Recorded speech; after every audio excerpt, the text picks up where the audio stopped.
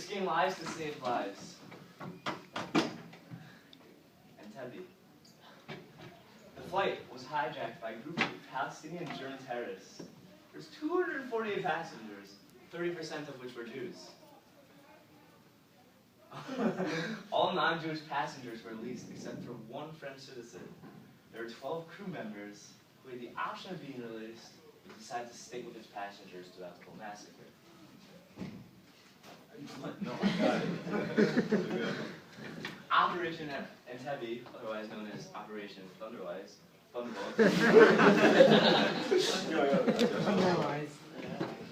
terrorists threatened to kill the hostages if their demands were not met. So Israel decided to attack and get the hostages back their own way. One week to stop. Stop. 1 week after the hostages were kidnapped, IDF soldiers were attempting to save the captives. They flew to Entebbe secretly. After a fierce gunfight, 100 commandos saved 102 hostages, and only the one died, Netanyahu's brother. The operation took 90 minutes. All hijackers and 45 Ugandan soldiers were killed. The IDF wiped out the Ugandan Air Force in retaliation. The IDF risked their lives to save the lives of other Israelis.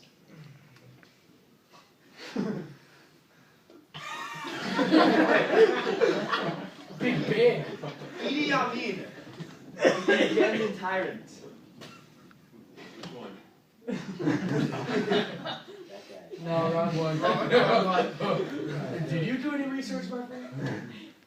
No, I just want to know, you know where Uganda is, right? Yeah. Where? Somewhere in the other east. It's right South Sudan? It's right next to the state of Niger. No. South Sudan, that's where Uganda is? What? In the South Sudan, that's where Uganda is? Is it country? It's a country. Okay. The questions are at the end. You're right. I'm sorry, you're right. Okay. And the IDF used a car that looked exactly like the one of the Ugandan tyrants to ambush the terrorists and free the captives. Israelis hailed the IDF soldiers who saved their friends and families as heroes.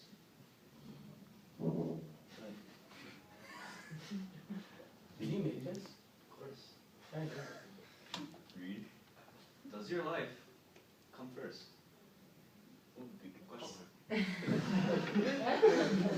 Sour seed. Source, #1. Read it.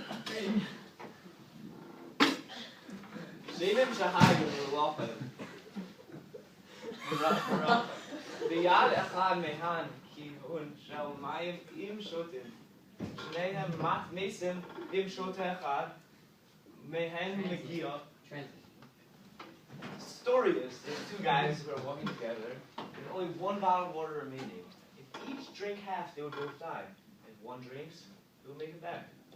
Just civilization. Ben Ventura says it's better that they both drink and die than see their one friend die. And Akiva says whoever's bottle is should drink it. The other man shall die. In conclusion, Akiva says save your life before another man's life. We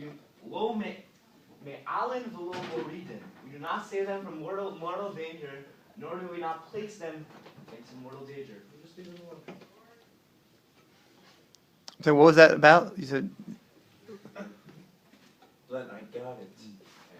So we can't place them into mortal danger. We don't want to place ourselves into mortal danger. Who? It's just like a crazy situation. Who? People in mortal danger. We just step back. It's like white flake on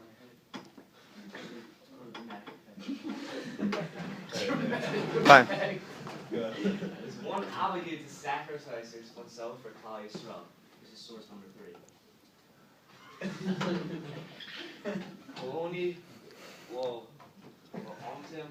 the story was the king who accused the Jews of killing his daughter. He threatened to kill the whole Jewish community if someone did not confess. 2 Jews, Lulianus and Pappus, gave themselves up even though they did not do anything. This saved the whole Jewish community. This shows you should give yourself up for Klal Yisrael. Lo telech Rachel bi'amich lo tamod al dam ra'aim ani Hashem. A talebearer, person who spreads gossip among the people, do not stand by the blood of your fellow, while it's being shed. I am Hashem. Just like Amor and the Asa Paraba. This opinion will teach us to save our friends. Yes. Conclusion. Because of the source that says that you cannot stand idle as the blood of your brother is being shed, Israel made the right decision to send in the troops and free the captives. Now Josh will say some instruction that he did all by himself. Basically, what we learned is that there's this rabbis tell us that it's not, they can't commit suicide, you can't give up your life. You can't put, it's Hashem says that when you take your life or put your life in and lose your life because you put it in ultimate danger, then it takes away from other people's lives. That's the Mefarshim I learned. In conclusion, that's what I learned. Which Mefar? Where? Wait. Anyone have questions to ask Josh? If so, do not be shy and ask some questions. Which Mefar? Where did you get that from? There was a Jewish physician website. No, he's right. Medrash.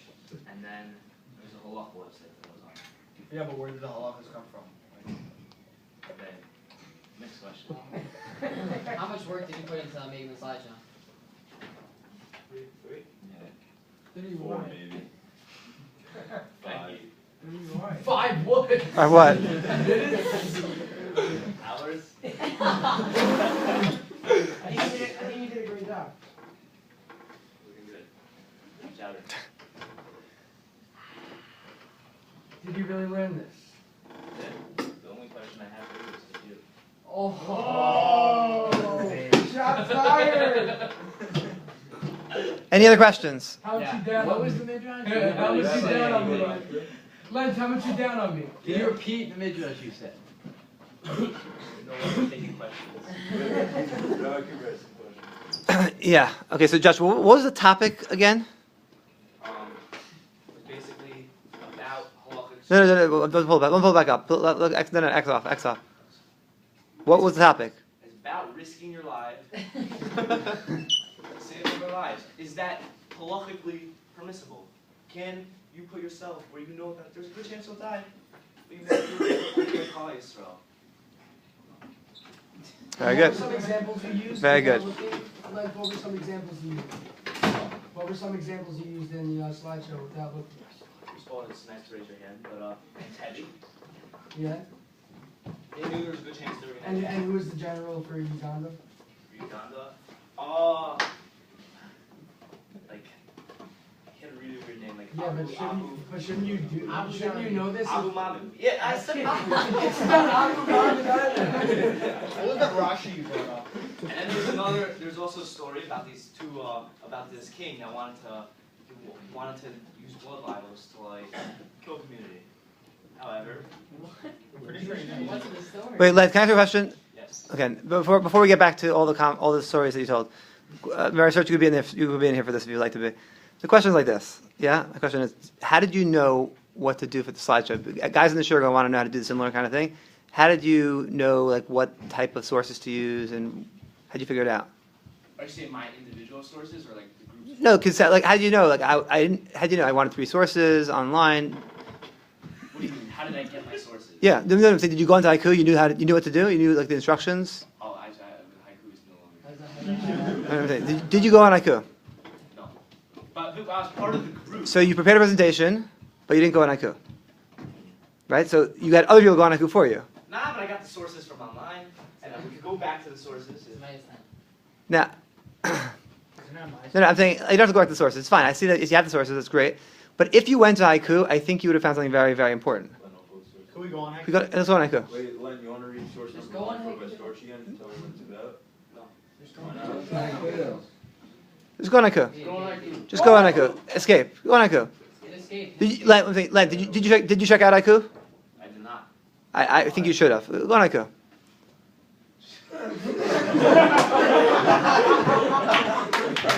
Josh, Len, please remember to check Haiku. If you did, you would know that we do not have a project today.